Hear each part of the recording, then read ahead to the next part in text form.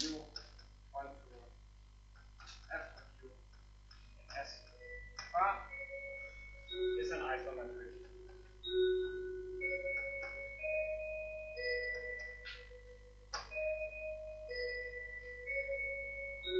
So the example here is unrolling the cylinder, the local isometry,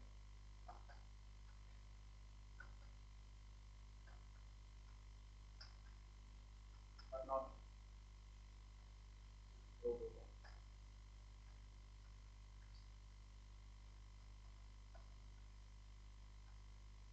Exactly, because of these point problems.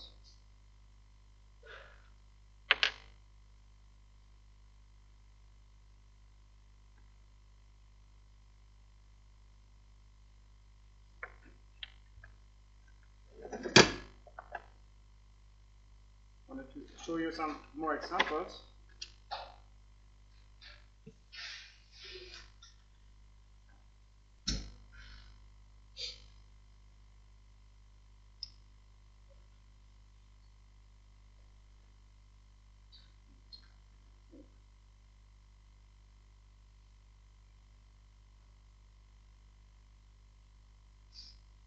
So, who thinks that so we have seen that the cylinder is locally isometric to the plane. Do you know some other objects which are locally isometric to the plane, which you can obtain by the plane just like by bending without like having some stretching going on?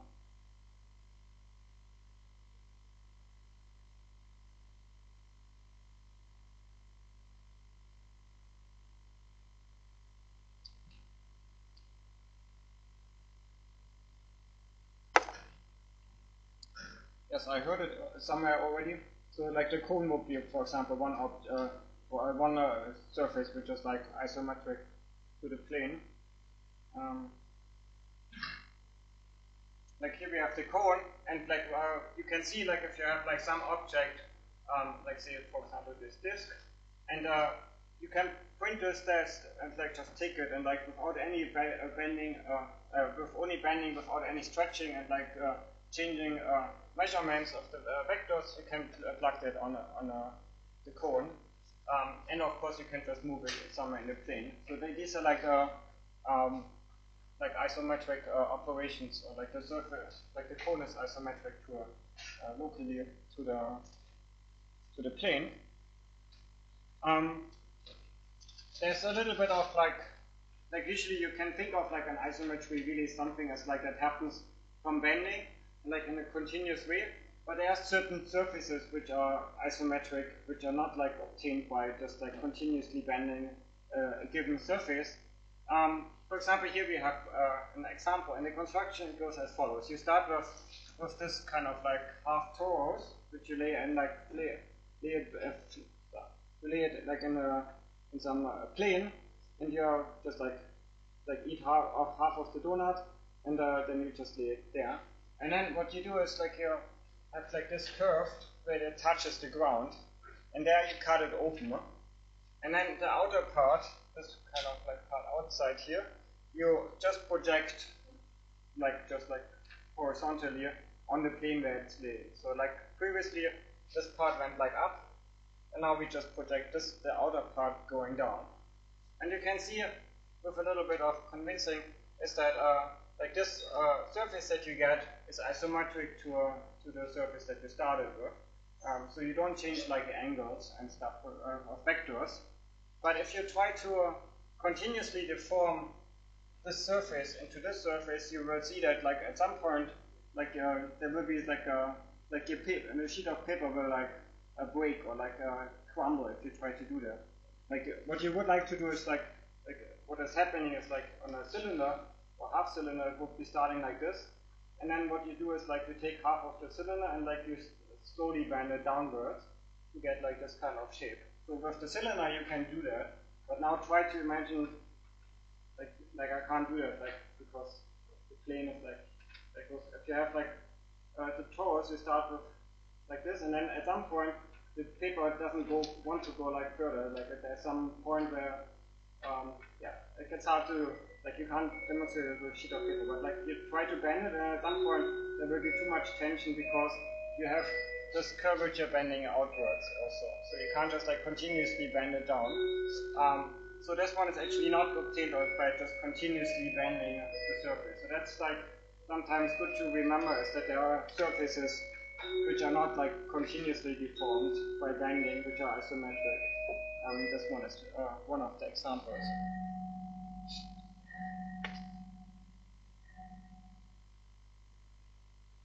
So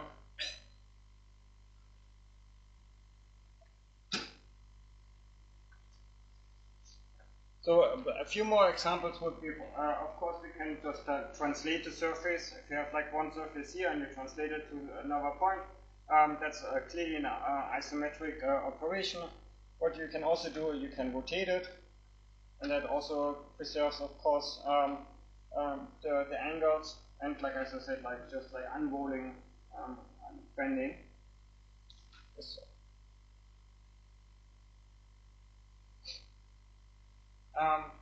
One clearly like following consequence is if you have the inner product is the same between both sides, then of course also the length of the vector is the same.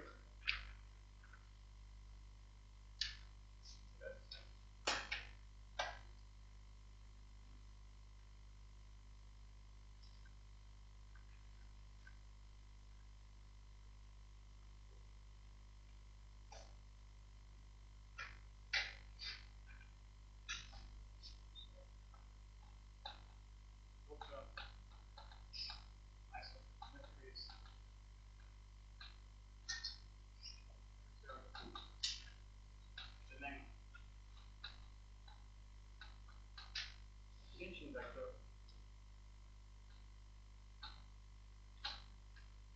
One question would be, does it also preserve the distance between 2 points?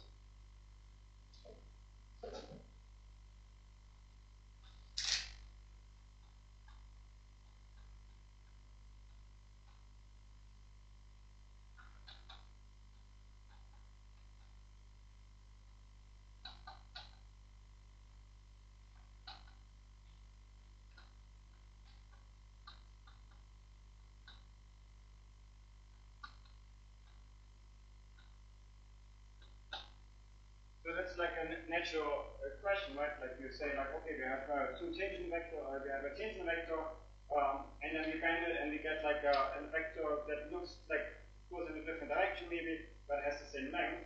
So now we can like say, okay, we have 2 points on our original surface, and we bend it, and we ask like, what is the distance between these 2 points, while preserving like on the surface. And that's important. Like for example, like if you have like the first question would be, how do you measure actually the distance of 2 points? For example, if you say you have this point down here and you have a point up here, what we could do is, for example, you just take like the distance from this point to the point downstairs. But that's like a bit of a strange distance, right? Because it measures the distance as you see it from the outside world. It would be more logical that you say like, okay, we would like to measure the distance as like it would take like traveling on the surface, as like an ant takes. Like so the ant would walk like slowly from here to here to here to here, and then at some point reaches the lower point. And that's like more like an intrinsic distance of the 2 points while like being on the surface. And that's the first definition. In that direction is the distance between the points.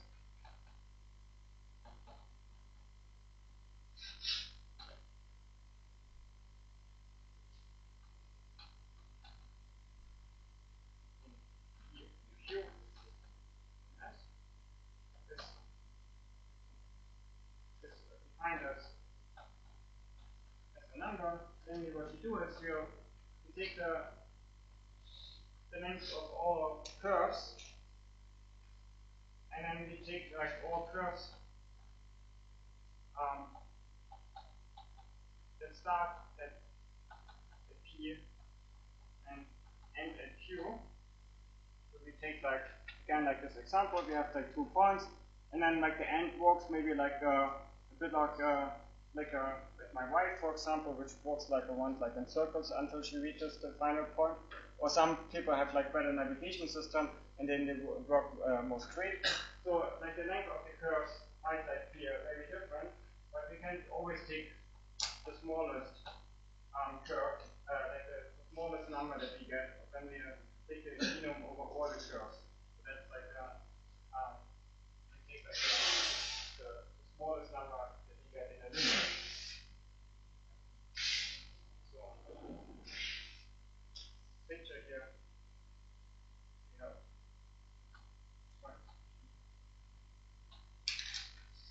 Q, then the curve. We just take like all curves, like this.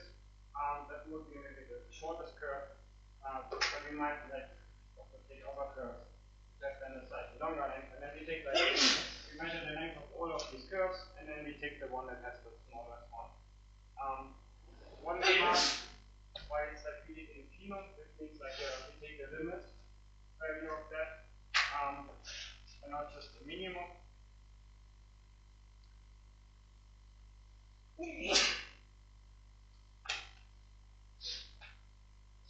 If you have never seen the phenome, then just think of that as taking the minimum value. For the people that have seen the phenome already, you know what that means. Here's an example why we need to consider influence is needed. For example, you have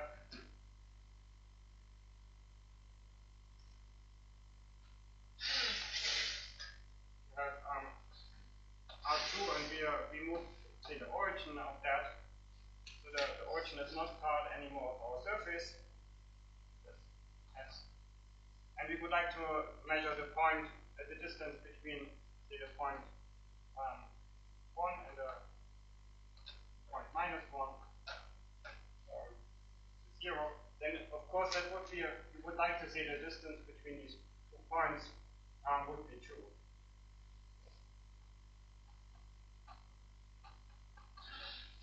But if you now think about what is like the curve that actually has a length 2 and that goes in the surface, you find that there will be no such curve. You can always do, for example, you can do something like this. You walk like in this region, but at some point you will hit the origin, which will like just remove our surface. So we have to make like a small, we have to make like a small extra circle.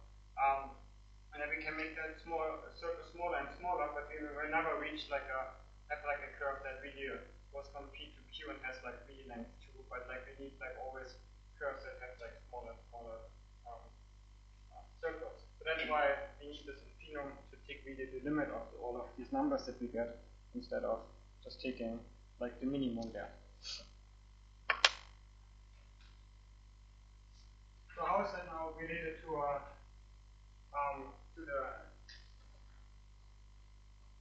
the notion of isometry? And that's like the following is that for every isometry, you have that distance between 2 points equals the distance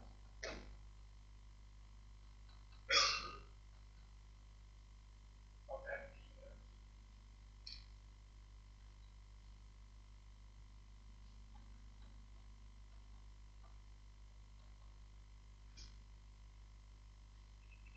So question, does this also hold if we allow local isometries?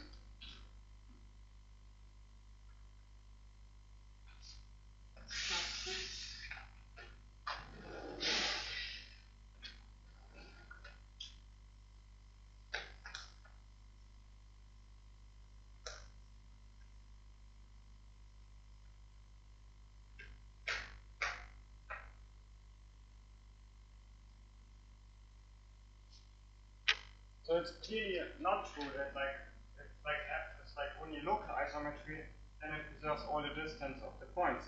for example, you can say like the cylinder, like we start with 2 points, like say like this point that is close to this edge and like the point that is close to this edge. They have like a distance of, I think, like 24 centimeters at the moment. And now we say like we glue them together to the cylinder, which is like a local isometry, and the 2 points which were like originally very far apart, now on the cylinder gets like very close. Namely, they are like almost like next to each other. So like it's really important that we restrict here to the isometries and not like just like two local isometries. Maybe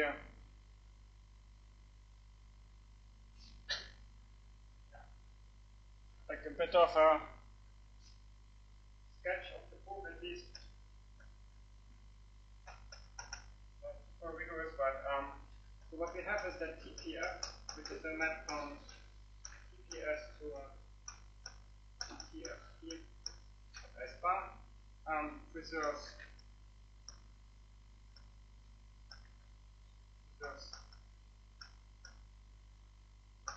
the length of vectors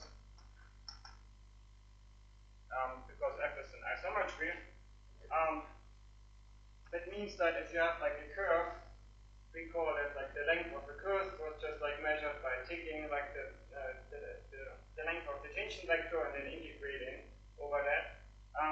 So that means that the length of the curve is the same thing as the length of the curve where we apply F to it. Because like if you measure the length of the curve, you get like the one.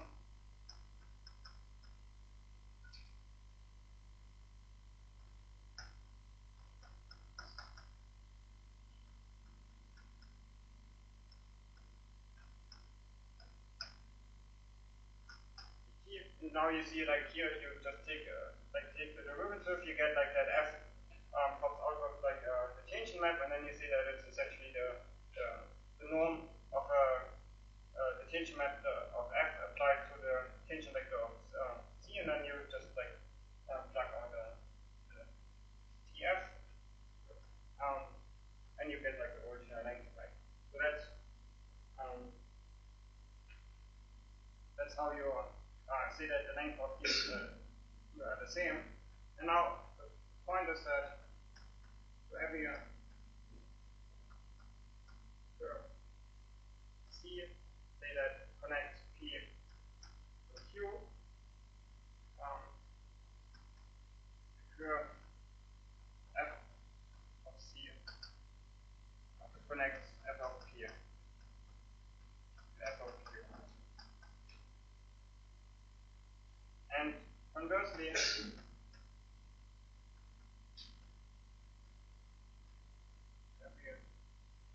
curve C bar, which is connecting F of P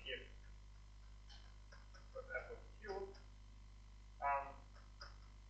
the curve F of minus 1, we can take that because it's a bijective map.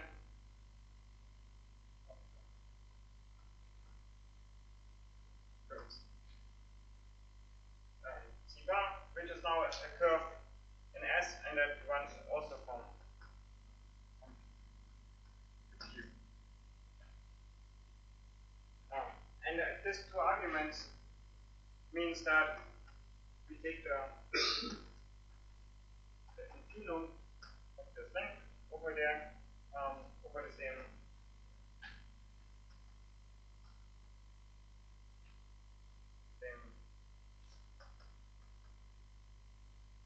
object, and by this calculation they also have the same value.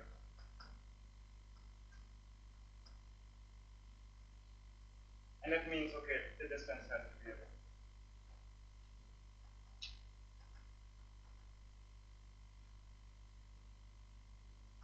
The distance of the preserved is the same.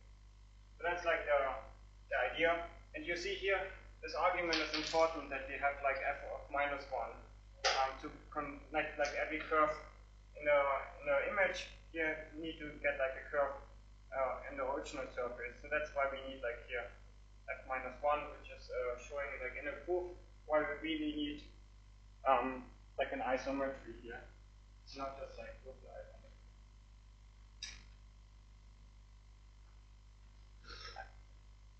And that proposition gives you like already a really good idea of the properties that we now want to study. Namely, like we look at like transformation laws of that form. If you have like some geometric motion, like the distance between 2 points, and we apply an isometry to it and see what happens. Like in this case, something really nice happens, namely the distance between 2 points is like not changed if you apply like an isometry. But some other properties will change, and that like gives us then this distinction between intrinsic versus extrinsic things. Like here, the length was clearly intrinsically defined where we need like only the surface.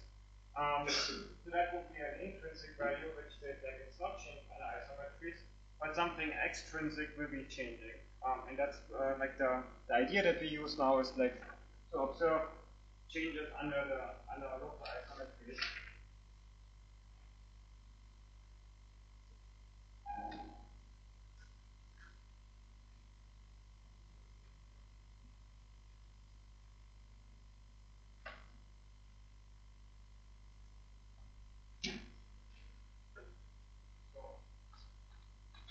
Local isometries only have results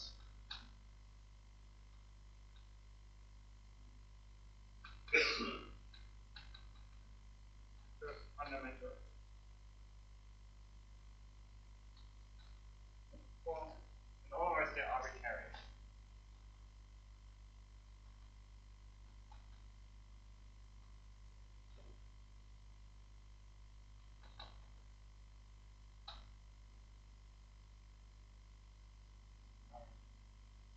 So that gives us now a kind of like a definition. Objects or properties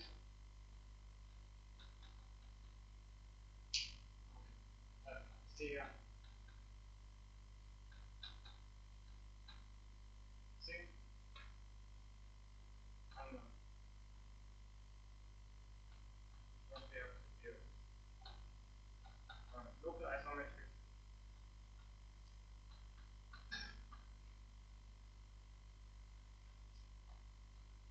are intrinsic.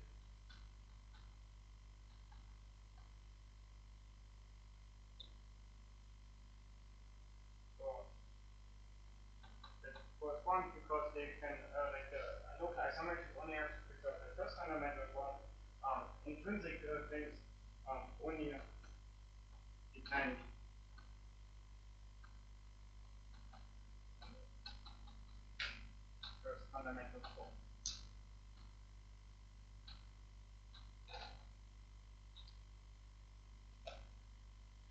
But for example, they don't depend like the normal vector, for example, really changes a lot. Like here, the normal vector is like just like going in the DC direction, but like if I bend it, then the normal direction of the curved object like changes quite a bit. So local isometries don't have to preserve the normal vectors; they only have to preserve the first fundamental forms of vectors that are living in the changing like in the changing vector state of the surface.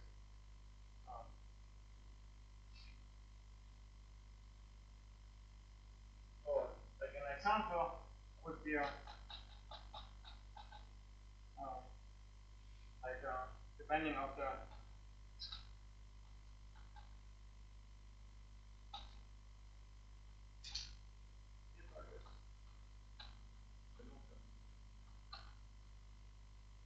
geometry.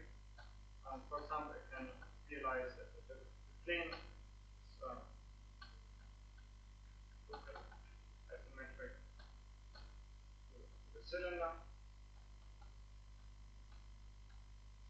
And by just looking at that example, we see that the following properties, namely that n was the shape operator, kappa 1, kappa 2, also the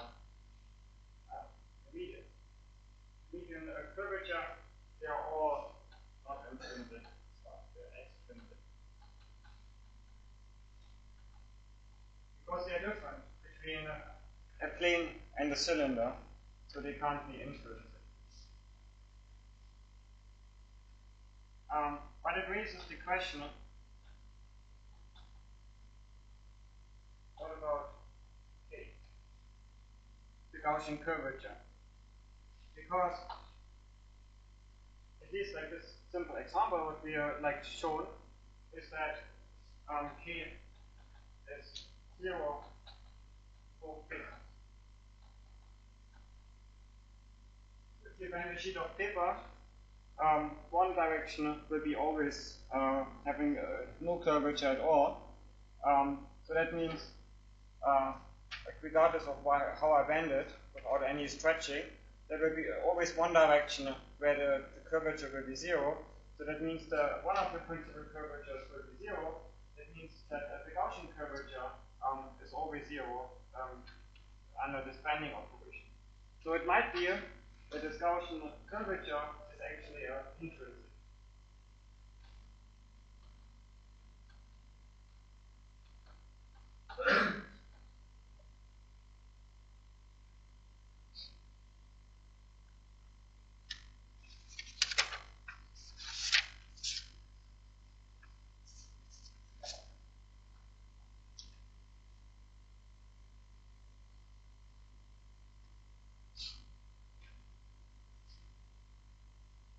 And that's essentially the result of the next big theorem, which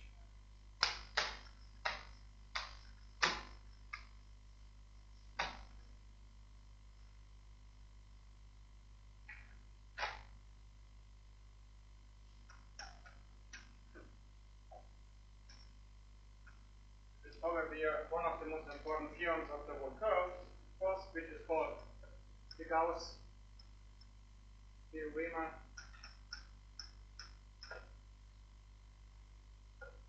equilibrium.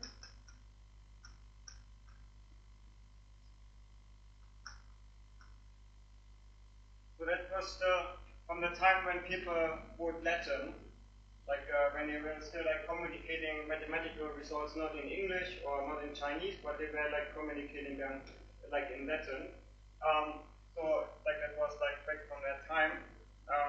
It comes from 1827 of Gauss, and in English you would maybe say that as remarkable theorem.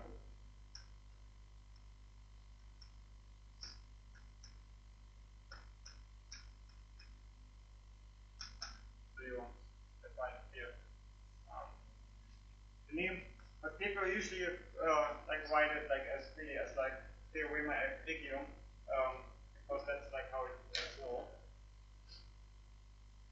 And the theorem says the Gauss curvature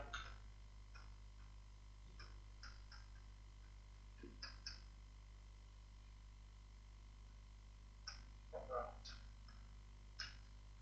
surface S only depends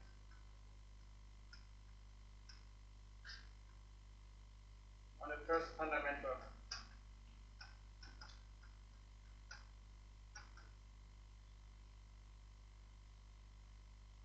and perform on S. And it is invariant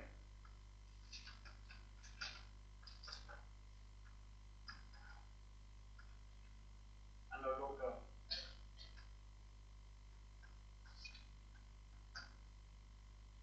symmetries. F and local symmetry.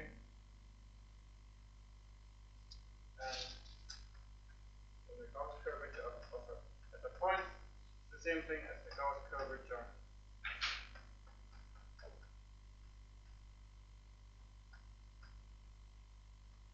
the bar is the Gauss curvature of S bar.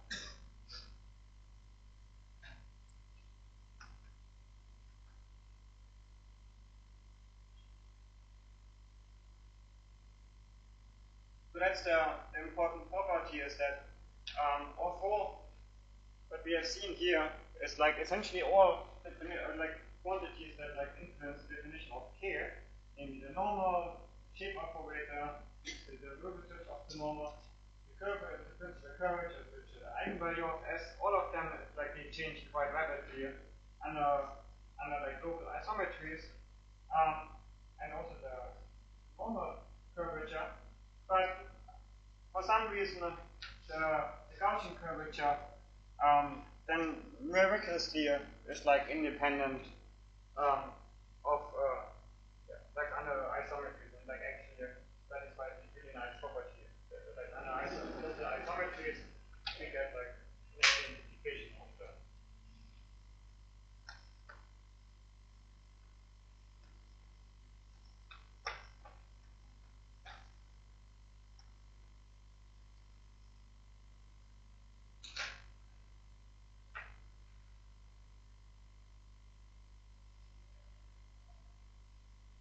So the idea of the proof to give you some kind of like plan of how we perform. Proof is the following.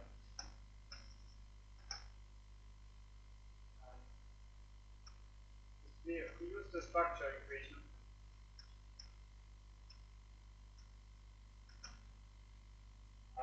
Which says that theta 1, theta 2 equals to omega 1, 2.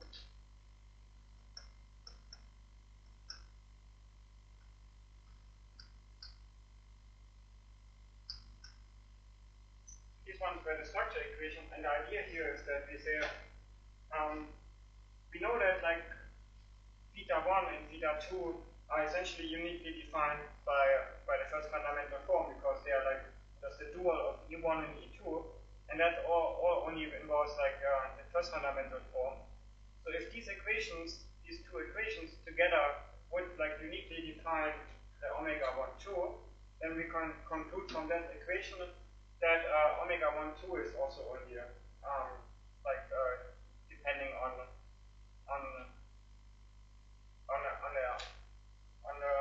first fundamental form.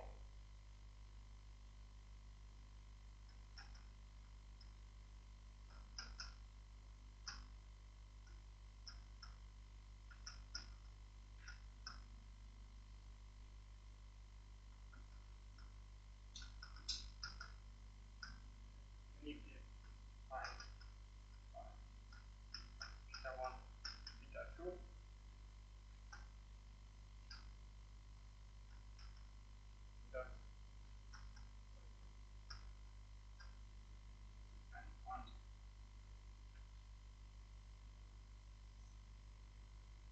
First fundamental form. And then the second step is the Gauss equation.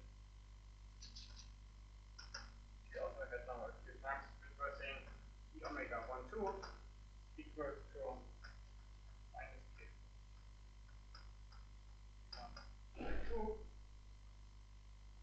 If omega 1, 2, if the connection forms are only depending on the first fundamental form, and these two guys are also only depending on the first fundamental form, then of course only K can also only depend on the first fundamental form.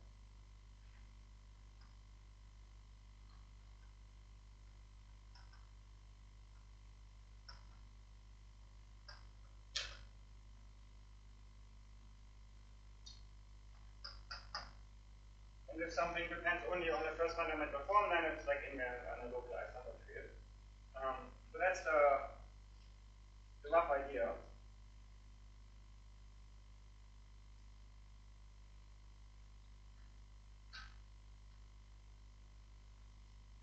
So it's a bit like the problem for that is like that usually what we discussed so far, were frames which are like which were given on all of the like some neighborhood where the surface is living inside. But now we have to like kind of like switch the point and say like what is if we given like E1 and E2 as like the first vectors, can we always extend that to like a frame, and then we would like to use that frame that we constructed from that. So that's maybe let's go like last lemma. What we do.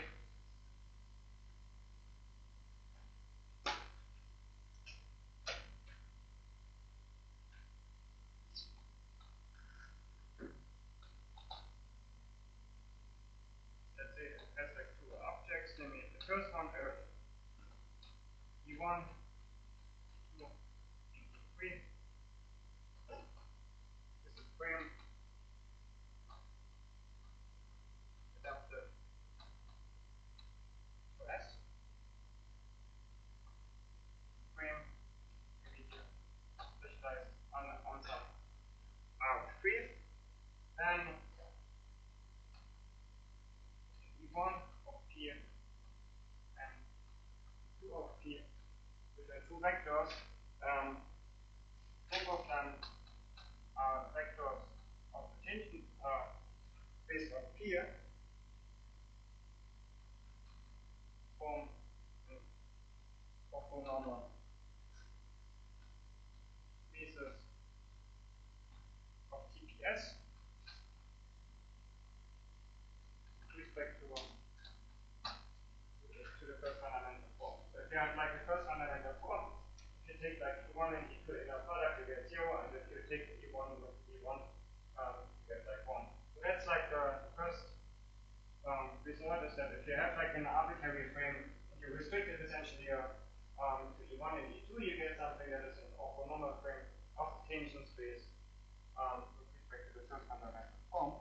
And now the opposite, conversely, with E1 and E2,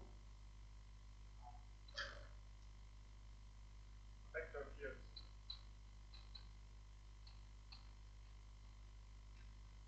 on S. So they are in particular tangent vectors forming orthonormal basis of TPS for points on S. Then can be extended to a frame E1, E2, E3 on R3 is adopted.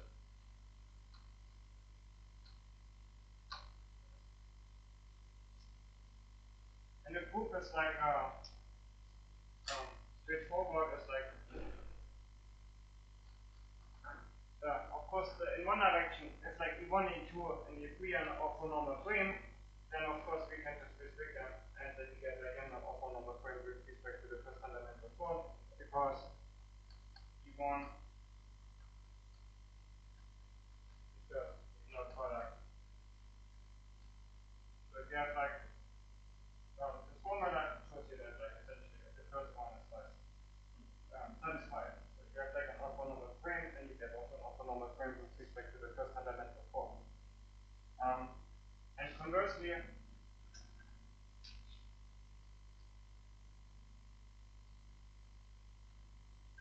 we have like E1, E2, and N orthonormal frame and points in S. So if you have like E1 and E2 given, then we can just take the normal vector field and complete them to get like a orthonormal frame in R3, which are at least like defined on the points on S. Now we cannot just extend them arbitrarily off.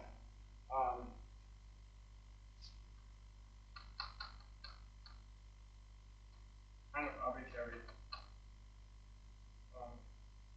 So like off to the surface. So like what we have is now, essentially you can think of that we have the surface, on that surface you have two vectors, and then you have the normal vector, and now you kind of say like if you have a point which is not on the surface, you kind of like maybe continuously deform the vectors that were given there, and get like some kind of like choice of an orthonormal frame which is defined not like only on the surface, but on some points like off the surface. So that's like essentially what this lemma is saying is that like it doesn't really matter if you consider frames which are adapted to S, and then restrict to get an orthonormal frame on an EPS, or if you do the opposite way where we start with an orthonormal frame on the tangent space and then extend that to get like like a frame at least defined on some neighborhood of the surface. And with that, I wish you a nice evening still, and see you next week. Oh, and there were some problems in the homeworks which I corrected, but someone pointed out to me there are a few more problems in the homeworks. So I will just update them, and like this evening you get a new version in the WeChat group. Like some typos again.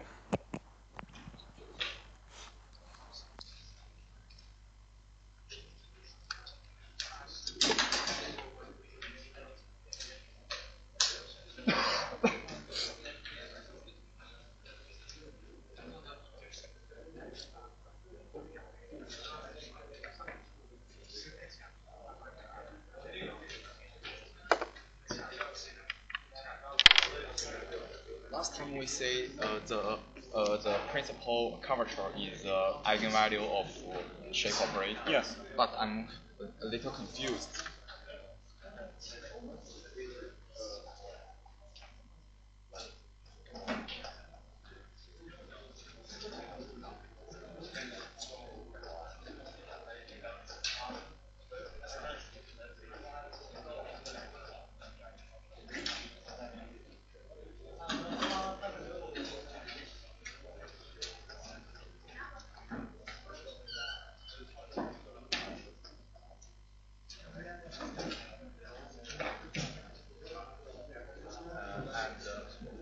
To find its maximum and minimum, we use the Lagrange multiplier.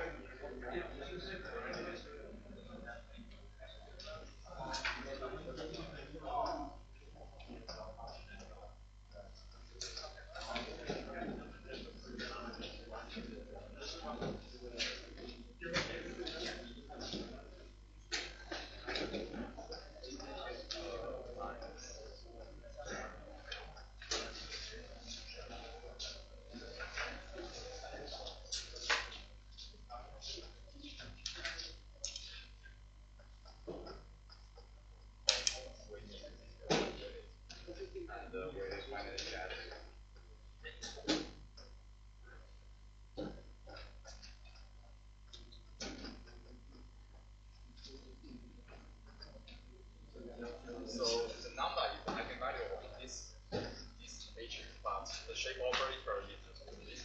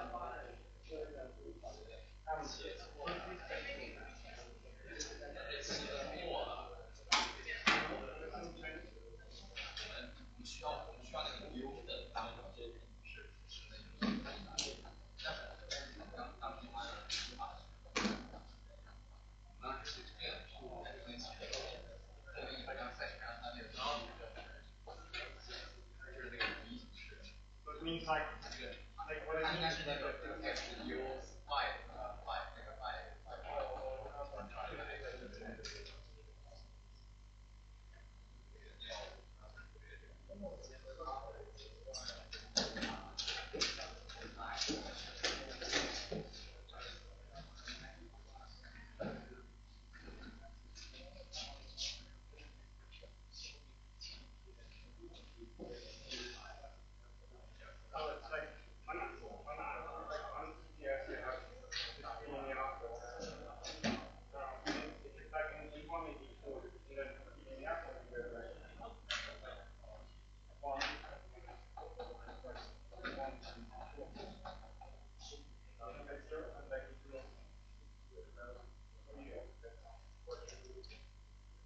that's like what this statement is saying. It's like maybe I should have like put like this in our equation, but that's like what it's meaning. That it's like that you have like E1 and E2 for every t, they're like that's Shang.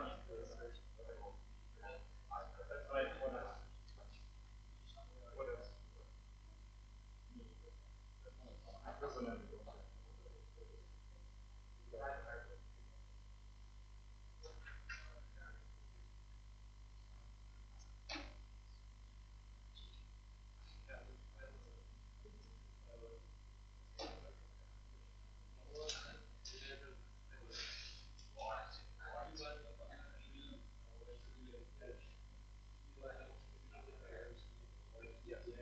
So, so what the dilemma is saying is like you start with something like your paper where you have at each point you have a vector here and a vector that goes in this direction. You have that on every point.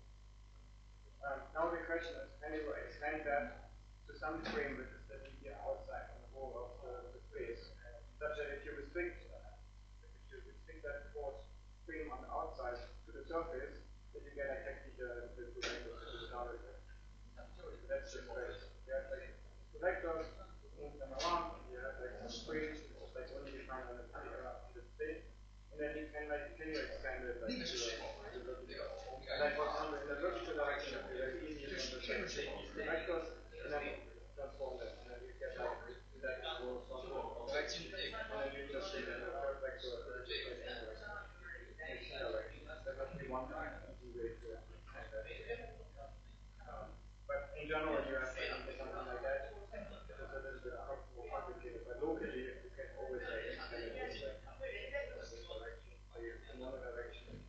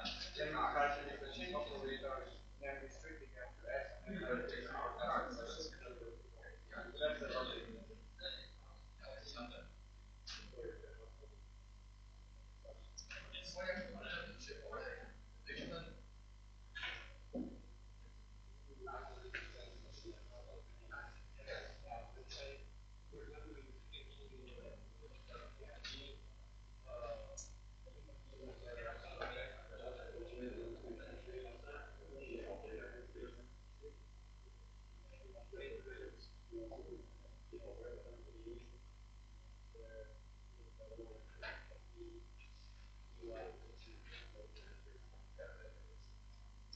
in order to define that operator,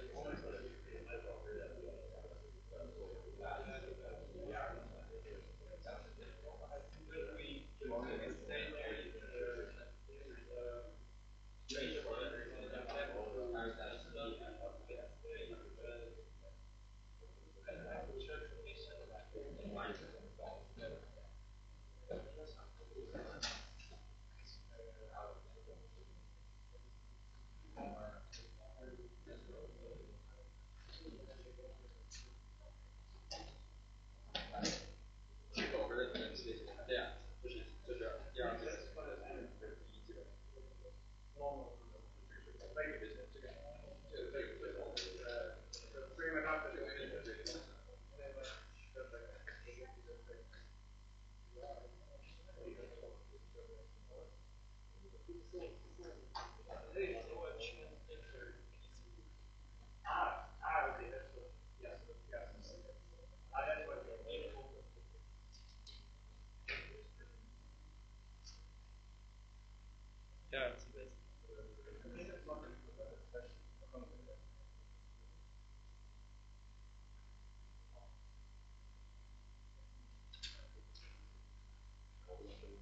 这个就要求这个欧米伽二三，SB have a question. Okay.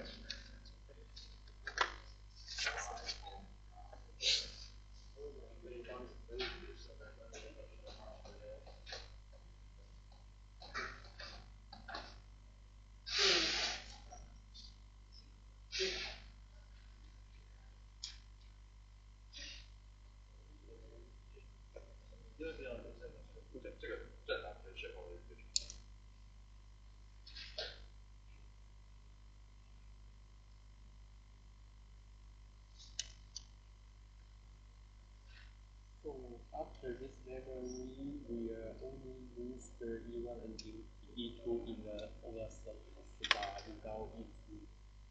Yeah, that would be kind of like the idea of it.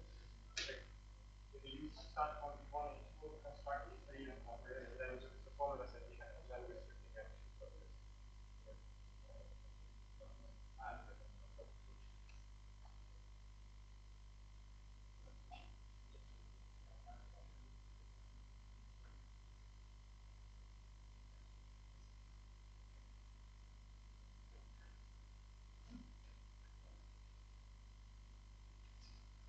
Shape operator can be stronger than other matrix.